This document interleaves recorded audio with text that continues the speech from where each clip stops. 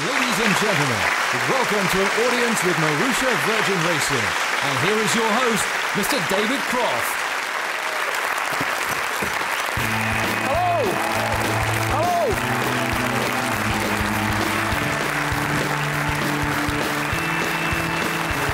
Hello, how are you? Welcome! Hello, fans, how are you this morning? So before we talk about 2011, let's reflect a bit more on 2010 from a Virgin Racing perspective.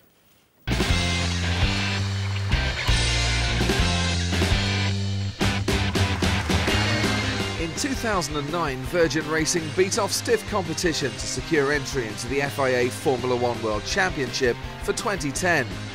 The team was conceived by John Booth and Graham Loudon, whose Manor Motorsport operation achieved great Formula 3 success and aided the development of several F1 talents. They joined forces with Nick Worth, returning to F1 after a remarkable decade in Indy racing and Le Mans sports car development in the USA, with his innovative and low-cost design approach. Boosted by the commercial firepower of Sir Richard Branson's Virgin, they created a new racing team concept, capitalising upon the resource restriction agreement that has begun to redefine the sport. Virgin Racing's debut season was always going to be a tough test. In just 6 months, the team had designed an entirely digital car from scratch, using only CFD, computational fluid dynamics, and without the benefit of expensive wind tunnel testing. The team's debut season was quite a ride, but ultimately very rewarding for everyone involved. No one was in any doubt that having survived this enormous challenge, the future could be even more rewarding. In November 2010, Russian sports car manufacturer Marussia, who were a partner to the team in its debut season, acquired a significant shareholding, securing the long-term future of Marussia Virgin Racing. Lots of smiles. Lots of smiles on the faces of the team.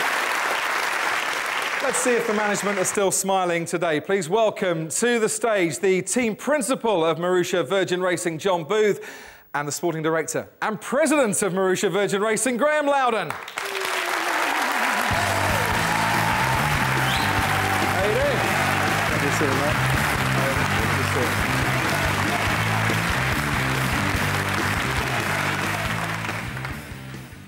So it was all smiles in the end then? Yeah, we got there, eventually. Eventually. Yeah. I'm looking for grey hairs. I mean, obviously, John, you had a more trying season than Graham, because the grey is turning a little bit white, my friend. A remarkable thing, it's still here. It's started the season jet black, and I've aged 40 years in the last 12 months, I think. Was it really that bad? No.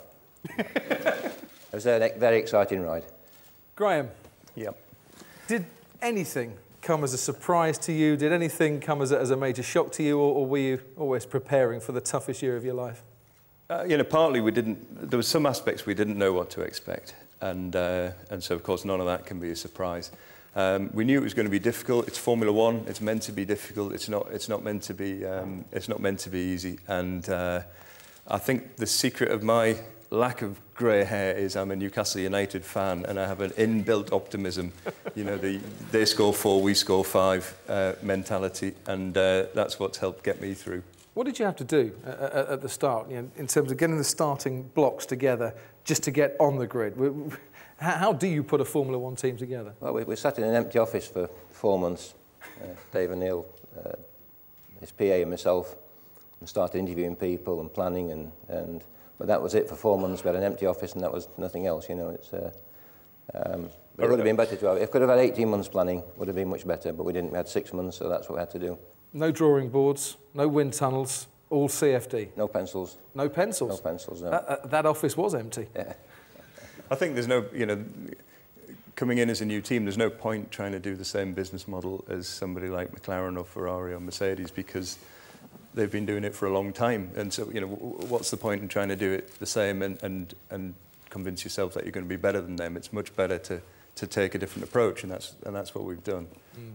And of course, that different approach involved a third member of the management team. So we ought to bring him onto the stage right now. He's the man who designs the car. He is the technical director. Put your hands together for Mr. Nick Worth.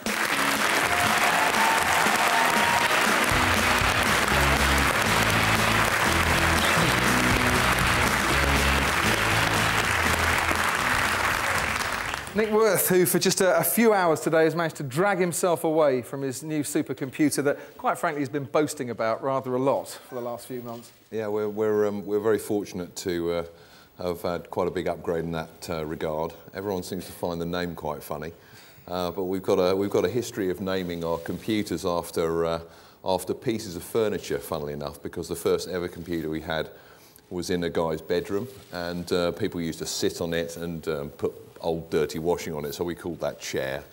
But we have so many computers now that we've actually run out of names. So with our great partner CSC, who provided us this computer, we ran a competition amongst their 90,000 employees, and they came back with a name which I quite liked. It's called Kabati, which is the Swahili name for wardrobe. So it's called Kabati. Obviously. Yeah. Andy plays for Chelsea. Yeah, Andy plays for Chelsea. Andy plays for Chelsea, yeah. I knew that was the Swahili word for wardrobe. Fans, did you know that was the Swahili word for wardrobe?